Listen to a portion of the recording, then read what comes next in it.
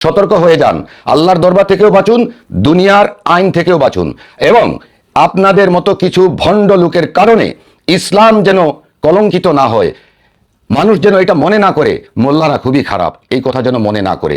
আপনি একজন নারীর কথা, একজন নারীর অঙ্গভঙ্গিমা সোশ্যাল মিডিয়াতে আপনি ছড়িয়ে দিচ্ছেন, আপনি তার ইজ্জত নষ্ট করতে আর বাকি রাখলেন কি?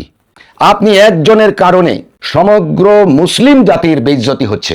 এই ভিডিওটি অনেক বড় বেইজ্জতি থেকে আপনাকে রক্ষা করতে সহায়তা করতে পারে। শুধু দুনিয়ার বেইজ্জতি নয়, আল্লাহ পাকের কঠিন আযাব থেকেও আপনাকে মুক্ত করতে সহায়তা করতে পারে যদি আপনি জিন জাদুর চিকিৎসক হয়ে থাকেন, মোল্লা, কবিরাজ বা রাকি। তাহলে আপনার জন্য এই ভিডিওটি অত্যন্ত গুরুত্বপূর্ণ এবং উপকারী। শেষ পর্যন্ত দেখুন। তবে ভিডিওটি সাধারণ পাবলিকরাও দেখা খুবই জরুরি এবং গুরুত্বপূর্ণ। যখনই আপনি ফেসবুক ওপেন করেন, ফেসবুক ওপেন করার সাথে সাথে দেখা যাবে যে জিন আর জাদু দূর করার জন্য অ্যাডভার্টাইজের সয়লাভ। আর সেখানে দেখবেন বড় বড় মসজিদের ইমাম, হুজুর, মুফতি, অনেক বড় খতিব, অনেক বড় বড় ব্যক্তিত্বরা এসে জিন আর জাদুর চিকিৎসার জন্য তারা অ্যাড দিচ্ছেন। কিন্তু সবচেয়ে বড় গুনাহের কাজ এবং সবচেয়ে বড় ক্ষতিকর যে বিষয়টি করছেন সেটি হচ্ছে নারীদের ভিডিও ধারণ করে তারা যখন ফেসবুকে দেখাচ্ছেন, লাইভ করছেন, অথবা ভিডিও ধারণ করে ফেসবুক, টিকটক, ইউটিউব, ইনস্টাগ্রাম সহ বিভিন্ন সোশ্যাল মিডিয়ায় যখন দিচ্ছেন, তখন এই গুনাহের ভাগ অবশ্যই ওই মোল্লা, কবিরাজ বা তান্ত্রিক বা হুজুর বা রাকি বা পীর সাহেব যিনি হন না কেন তিনি বহন করতে বাধ্য। শুধু তাই নয়, আজকাল সোশ্যাল মিডিয়ায় যতটুকু দেখা যায়, বিভিন্ন টিভি চ্যানেলের নিউজে দেখা যায় যে জিন ছাড়ানোর নামে অনেক ভণ্ডামি চলে, অনেক নারী নির্যাতিত হয়, অনেক নারীর সম্ভ্রম হানি হয়। এবং সাম্প্রতিককালে আমি একটি নিউজ দেখেছি যেখানে দেখলাম যে ইউকেতে একজন মোল্লা, মসজিদের ইমাম, তার যাবজ্জীবন কারাদণ্ড হয়েছে। সে জিন তাড়ানোর বা জিনের চিকিৎসা করত এবং তার দীর্ঘ জীবনে সে অনেক মেয়ে, অনেক মহিলাকে সতীত্ব নষ্ট করেছে। এইগুলোই ছিল তার ব্যবসা। তো আমার কথা হচ্ছে, একজন মসজিদের ইমাম, একজন খতিব, আপনি কত বড় মাপের মানুষ, আপনাকে দেখলে মানুষ সালাম দিবে, আপনার কদম চুম্বন করার কথা, আপনি কেন লেগে গেছেন এই জিন আর জাদু তাড়ানোর ব্যবসায় বলুন তো? এইরকম অনেক মানুষ রয়েছে, অনেক মসজিদের ইমাম রয়েছে, আমার কাছ থেকে আজ থেকে 3-4 বছর আগে তদবির নিয়েছে তার নিজের সমস্যার জন্য, কিন্তু এখন ফেসবুক ওপেন করলেই দেখা যায় ওই মোল্লা, ওই হুজুর লেগে গেছে নিজেই জিন তাড়ানোর কাজে।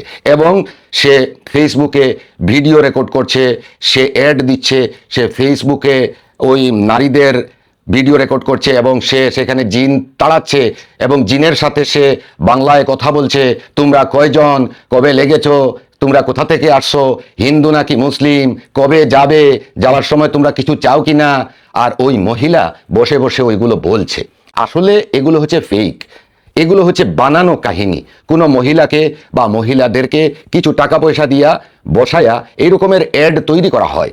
তো আমার কথা হচ্ছে, একজন মসজিদের ইমাম, একজন মাদ্রাসার হুজুর বা একজন মসজিদের খতিব যিনি খুতবা দেন, খুতবা দানকারী ব্যক্তিত্বকে খতিব বলা হয়, যিনি জুমার দিনে, ঈদের দিনে খুতবা দেন।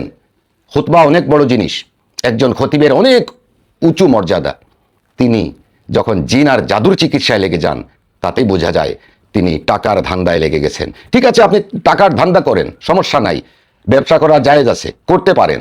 কিন্তু আপনি মহিলাদের ভিডিও করে তার সাথে আপনার কথোপকথন একেবারে কাছে বসিয়ে তাকে নিয়ে আপনি জিন জাদুর চিকিৎসা করছেন, বিশেষ করে জিনের চিকিৎসা, বলবেন যে জিন আছে, এটা আছে, সেটা আছে, এবং ওকে দিয়ে কথা বলান এবং ভিডিও করে আপনি লাইভ টেলিকাস্ট করান, লাইভ ব্রডকাস্ট করেন এবং ভিডিও করে ইউটিউবে দেন, ভিডিও করে আপনি ফেসবুকে দেন এবং আপনার নিজের নাম আবার মুফতি, মাওলানা, হাফিজ, কারি অমুক, আবার কখনো কখনো খতিব ও ইমাম অমুক মসজিদ, এরকম লিখেন কেন? এরকম যতজন আছেন আমি আপনাদেরকে সতর্ক করছি। আল্লাহ রাব্বুল আলামিন যুগে যুগে মানুষকে সতর্ক করার জন্য পাঠিয়ে থাকেন। তন্মধ্যে মনে করেন আমি একজন, আমি প্রতিনিয়ত আমার নিজস্ব ইউটিউব চ্যানেল এবং এই ফেসবুকে আমি সব সময়ই মানুষকে সতর্কতামূলক ভিডিও দিয়ে থাকি। তোর মধ্যে রয়েছে প্রতারকের দৌরাত্ম্য। লাখো কোটি প্রতারক চতুর্দিকে বেরিয়েছে। আমার নিজের ভিডিও চুরি করে নিয়ে তাদের পেজে দিয়ে মানুষকে ধোঁকা দিচ্ছে, সেটা তো আছেই।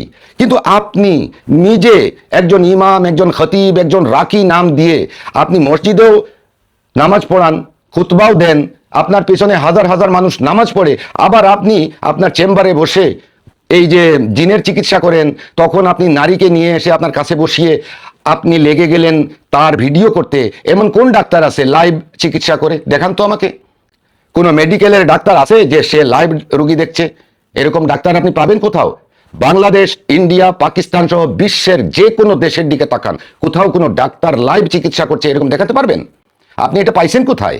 কোন হাদিসে পাইছেন? যে হাদিস দিয়ে আপনি রুকিয়া করেন আর আপনার নাম দিয়েছেন রাকি, আপনি যে ভিডিও করে ফেসবুকে দেন, ইউটিউবে দেন, এটা আপনি কোন হাদিসে পাইছেন বলতে পারবেন? আপনাদের কারণে সমাজ নষ্ট হচ্ছে, সতর্ক হয়ে যাবেন। প্রশাসন কিন্তু এখন খুবই গরম, আপনাকে খুঁজে বের করে জেলের ভাত খাওয়াতে পারে, খুব সাবধান থাকবেন। নারী নিয়ে আপনি রুকিয়ার নাম দিয়ে, নারী দিয়ে আপনি জিনের চিকিৎসার নাম দিয়ে টাকা হাতিয়ে নিচ্ছেন, তার যৌন হয়রানি করছেন না বলে কি প্রমাণ আছে? আপনি একজন নারীর কথা, একজন নারীর অঙ্গভঙ্গিমা সোশ্যাল মিডিয়াতে আপনি ছড়িয়ে দিচ্ছেন, আপনি তার ইজ্জত নষ্ট করতে আর বাকি রাখলেন কি? আপনি লাখ লাখ মানুষকে সেটা দেখাচ্ছেন যে এই নারী আমার সাথে কথা বলছে, আমি জিনের সাথে কথা বলছি। বোনটা আমি পাইছেন কোথায়? এরকম কি জিনের সাথে কথা বলা যায়? আমি তো কোনোদিন পাইলাম না কোনো জিনের সাথে এইভাবে কথা বলা যায় বলে। এবং রাসূলুল্লাহ সাল্লাল্লাহু আলাইহি ওয়াসাল্লামের কোনো কিতাবের মধ্যেও, হাদিসের কিতাবের মধ্যেও আমি পাই নাই যে এরকম বসে জিনের সাথে কথোপকথন করা যায়। জিন দূর করার জন্য আল্লাহ সূরা ফালাক আর সূরা নাস দিছে, ওইটা রোগী নিজে পাঠ করবে, কথা শেষ। আপনি ঝাড়ফুঁক করতে পারেন, নো প্রবলেম। ইসলামে শরীয়ত সম্মত ঝাড়ফুঁক জায়েজ আছে, তো আপনি ঝাড়ফুঁক করবেন, পানি পোড়া দিবেন, তেল পোড়া দিবেন, অথবা আপনি তাকে ফু দিবেন, সেটা আপনি করুন, আপনার বাসায় বা আপনার চেম্বারে করতে পারেন। আপনি ভিডিও রেকর্ড করেন কেন? ভিডিও করে আপনি সেটা ছড়িয়ে দেন কেন? এবং সেটা লাইভ দেখান কেন? তার মানে হচ্ছে আপনি টাকা রোজগারের জন্য অ্যাড দিচ্ছেন এবং কিছু নারীকে ধরে এনে আপনি এটা করাচ্ছেন, তাকে টাকা দিচ্ছেন, 500 টাকা দিয়ে বলছেন যে আমি এটা তোমাকে বলবো, তুমি আমাকে ওইটা বলবা। এরকমের ভণ্ডামি করেন, আবার আপনার পিছনে যে মুসল্লিগুলো নামাজ পড়ে, ওই নামাজ কি হবে মনে করেন? আপনার নিজের নামাজ তো হবেই না, বরং আপনার পেছনে যারা নামাজ পড়ে, যারা জুমা আদায় করে, যারা ঈদের নামাজ পড়ে, যারা খুতবা শুনে, প্রত্যেকেই জাহান্নামী হবে, কারণ আপনি নিজে জাহান্নামী। বুঝতে পেরেছেন? সতর্ক হয়ে যান। আল্লাহর দরবার থেকেও বাঁচুন, দুনিয়ার আইন থেকেও বাঁচুন। এবং আপনাদের মতো কিছু ভণ্ড লোকের কারণে ইসলাম যেন কলঙ্কিত না হয়, মানুষ যেন এটা মনে না করে মোল্লারা খুবই খারাপ, এই কথা যেন মনে না করে।